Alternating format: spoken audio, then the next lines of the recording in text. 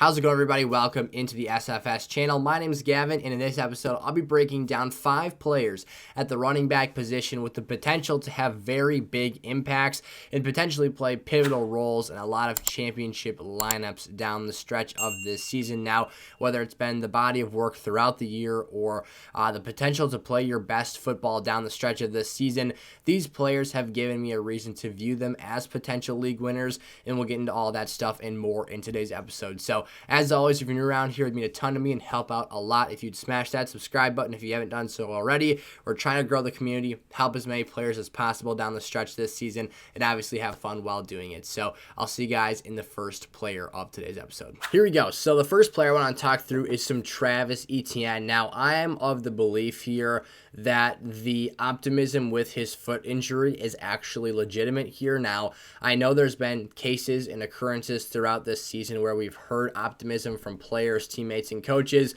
and literally Joe Burrow and Ja'Marr Chase last week, and then it doesn't come to fruition, and then you're left high and dry on Sunday. But even for this week, at least, I'm still very optimistic about Travis Etienne and what he can do for the rest of this season, especially when we take a look at Etienne's playoff schedule, his usage in this offense, and overall just the direction that things are headed for this Jacksonville Jaguars offense right now. If we rewind back to the beginning of this season, there was a lot of pessimism about Travis Etienne and, of course, the usage he had in this Jags offense. And as someone that has been kind of a harsh believer of the, buy Travis Etienne stock throughout the entire year and obviously capitalize on the opportunity for him in lineups, it was kind of rough to start out this season. But once he finally got his opportunity to be cut loose as the true RB1 for this offense, he has been fantastic and had multiple 20-point plus performances, some of those games even coming consecutively. So it's been kind of an awesome ride here, and now I think we're really going to get to see that on display. The Jags just picked up a big win this week. For those of you guys concerned about a potential shutdown for him in the situation where he may not be on the field when your games matter the most, that is not something that I am really focused on right now. I think that with the current state of this Jaguars team, they're actually trying to still make a playoff push in the AFC South. They've got 2 upcoming matchups against the Tennessee Titans and the opportunity to obviously make a run at that division here despite being a few games back. So I think that regardless of that, even if they don't make the postseason, Coach Doug Peterson and that whole organization are trying to instill a culture of winning football and trying to develop these players. So I just wanted to kind of toss that out there first and foremost as something I'm not particularly concerned about right now. And kicking off his schedule for the rest of the season here, this is a guy that has caught 3 or more passes in 5 games this season. And I think that despite on paper these not looking like the best fantasy matchups, there is actually a lot of opportunities here. He's at Detroit this week, which I do think is an opportunity, despite the fact that they've been playing a bit better against opposing running backs as of late. Then they're at Tennessee in Week 14. That's not the easiest matchup in the world, but hopefully with his explosiveness and pass-catching ability, you can kind of overcome that here. Week 15, he's got Dallas. For me, that's a matchup that looks tough on paper, but Dallas has really been getting exploited in the run game as of late. That's really been the one answer that lesser teams have had in terms of keeping up with them in games, is to keep the football out of Dallas's hands and kind of use their offensive philosophy against them here. And for Travis Etienne, he always has that dual threat of being a dynamic pass catcher that he can bring to the table as well. And I would argue he's actually this team's best offensive player, including their wide receivers and other skill positions. So obviously a focal point of this offense. The one tough matchup I see here is at New York on Week 16, so that can be a difficult matchup for your fantasy playoffs or your semifinals there. Week 17, though, he's got arguably one of the best matchups in the world for the championship game for a lot of leagues here at Houston. Houston's been one of the lowest level teams against fantasy running backs all season, against running backs in general and rushing attacks. They have sucked. And then Week 18, they have the Tennessee Titans, so hopefully you guys are wrapping your leagues up Week 17. I guess we'll have an indicator after this coming week here, not Week 13, but Week 14, of how they're going to perform against that group in terms of how they use Etienne and stuff, regardless of, or dependent, I should say, not regardless of health and whatnot. Those circumstances play out to be, like I said, I do have optimism there, though. So Travis Etienne, our first player that I think has a lot of potential to make a big impact here down the stretch. Rachaad White, next up here. Now, this is also, a lot of these situations are dependent on other factors in their offenses. I try not to just, come out here and be like, yeah, Derrick Henry is your league-winning running back here. So we're looking for some potential high upside players. And this isn't even me necessarily talking through trade advice or anything. I'm simply here to talk through players that I think could be at their best down the stretch of this season and really contribute meaningful points to lineups here in these critical games. So for Rachaad White, obviously the thing that he is dependent on is how Leonard Fournette gets utilized in this offense after his hip pointer injury. The hip pointer is not the biggest deal in the world. I would expect Fournette to be back, if not week 13 here, probably by week 14.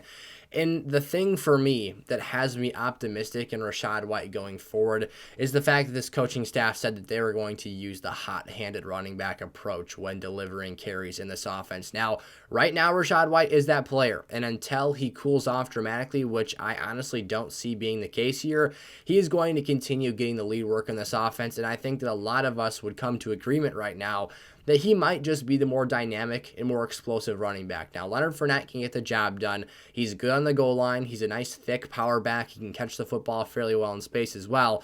But Rachaad White is a younger player. You can tell it when he touches the rock. He seems to have more life behind his legs here.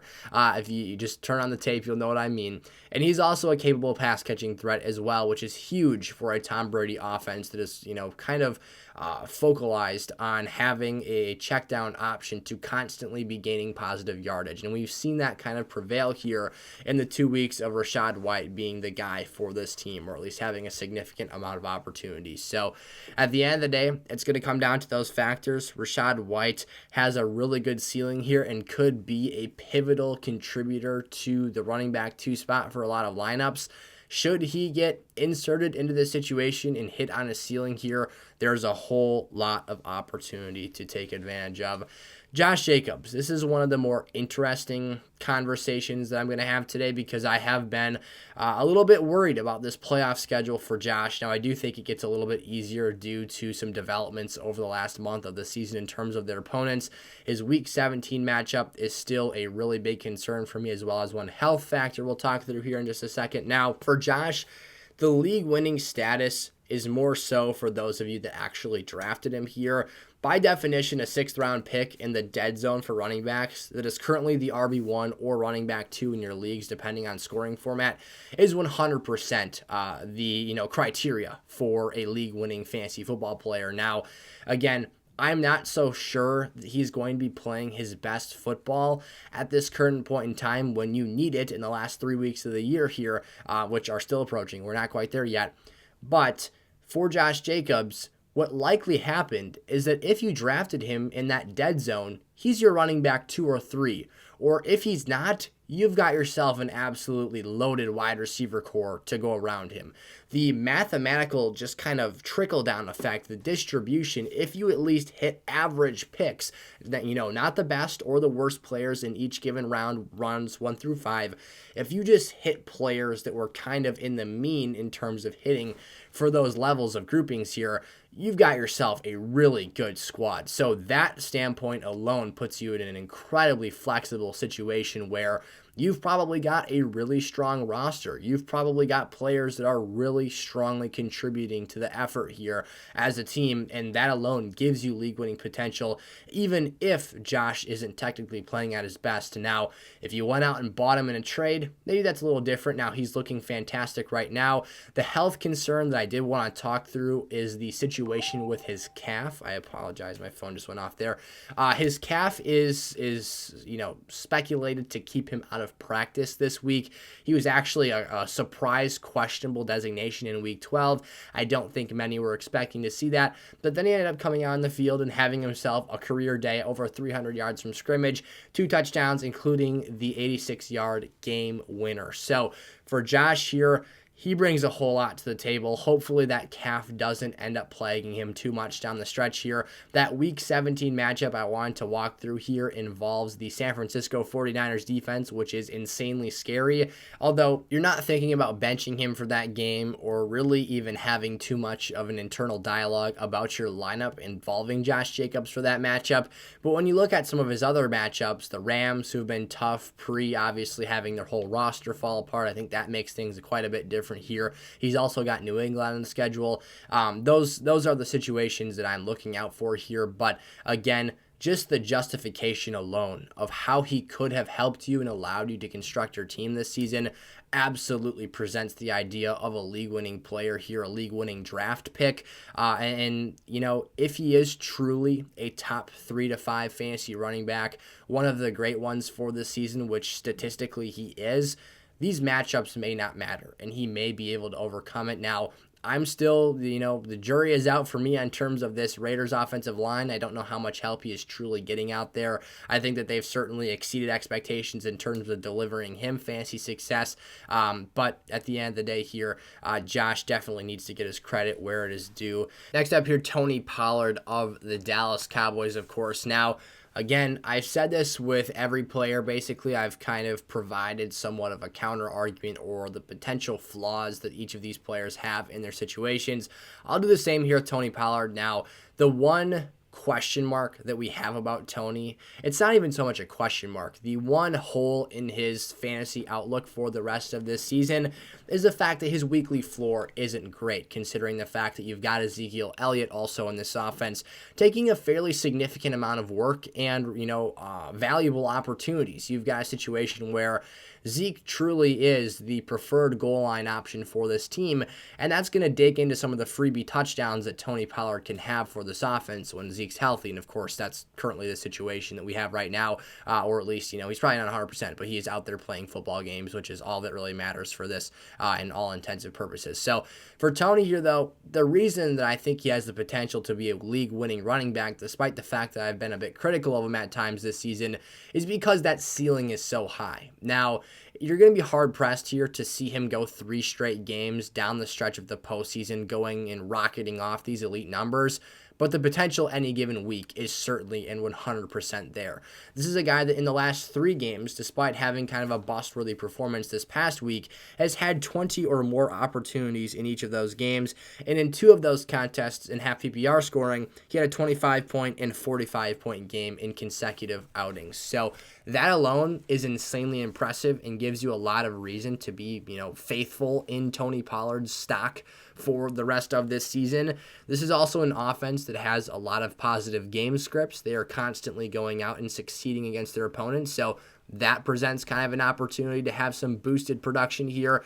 There's a lot to like about Tony. He's a one-touch scoring threat in a good offense with good game scripts. A lot of it checks out here. That one Ezekiel Elliott puzzle piece, though, is kind of what can hold him back.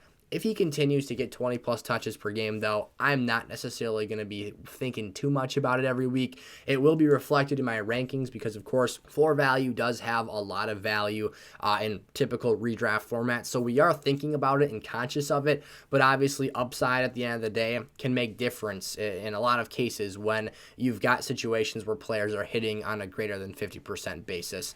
Finally here, I wanted to talk some Jamaal Williams. So after a long stretch of skepticism from me this season on Jamal's extended value this year, he just keeps on producing, man. And DeAndre Swift has been one of the more, I don't want to call it head-scratching, but he's been one of the more frustrating misses of the fantasy season because he's clearly at a spot now where he's been available multiple weeks in a row, but you can kind of see how Dan Campbell has transitioned his focus from getting DeAndre Swift, arguably the more explosive and talented playmaker of the football, to just going more so with the culture of this team, taking the gritty, hard-nosed, tough, physical running back who will play through injuries, the guy that will go out there and lay his body down on the line for this football team. And then, of course, is Jamaal Williams, and we've seen that reflected in just the touchdown count here. Dan has given Jamaal the go-ahead on the goal line to punch in these footballs for 6 points. He leads the NFL in scrimmage tutties right now at 12, and that's just kind of been the situation. If you look at the schedule down the stretch here, boy, oh boy, does Jamaal Williams have himself some good matchups here. So if we look at it, Jamaal has Jacksonville, Minnesota the next 2 weeks. Then he's at the Jets. That's a tough one. Then at Carolina, Chicago, and Green Bay to end the year. Really, the only one I don't like to see there is that Jets game, which comes in the first round of the fantasy playoffs. So you've got yourself even still a guy that can be productive just off of touchdown volume alone. This offense is productive. They do move the ball really well between the 20s, and Jamaal is obviously a big contributor inside that 20-yard marker in the red zone. So there's a lot to like here. I will actually go back for 1 second here. I forgot to touch on one point from Tony Pollard. Talking through schedules kind of brought up another point for me here. But Tony Pollard's schedule includes Indianapolis this week, Houston, Jacksonville, Philadelphia, at Tennessee, and at Washington. So that championship game, or potentially the week 18 alternative championship schedule, are tougher matchups. But man, that schedule in between now and then is just beautiful for Tony Pollard as well.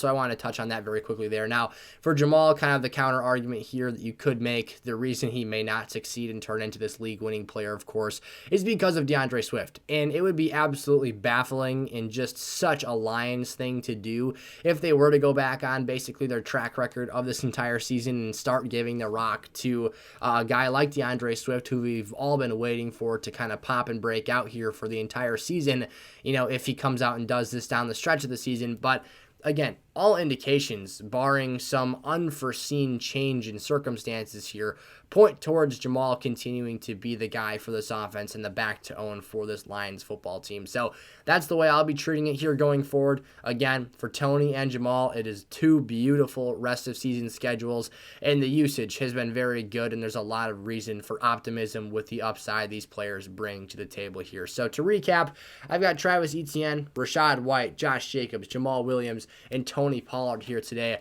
as potential league-winning fantasy football running backs. I love the outlooks the rest of the way for these players, and there's a whole lot of upside in these situations. So one more time, as always, if you enjoyed today's episode, smash that subscribe button, turn the bell on so you're never late for a new piece of content.